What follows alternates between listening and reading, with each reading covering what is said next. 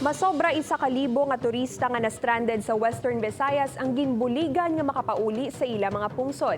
Krisis dala sang COVID-19 dako ang epekto sa industriya sang turismo sa rehiyon. Ining gitutukan ni Darrell Marie Sarmiento.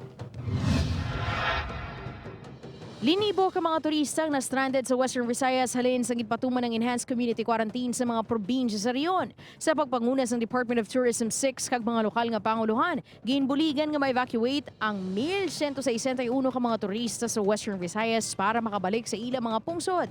Kalabanan sa mga iniyang na stranded sa islas ng Boracay. May ginhimo man kita nga mga evacuation actions and activities para nga ang kalabanan sa ila evacuate na kag masaylo sa either Manila or Cebu. Gina-inventory pa kung pila pa ang nabilin nga turista sa riyon para matagaan sang nagakaigo nga atensyon. May gina-survey man kita subong nga sa mga nagkalabilin pagid nga mga foreign nationals or citizens kag ang mga Filipino tourists halin sa ibang nga rehiyon na stranded man diri sa Western Visayas.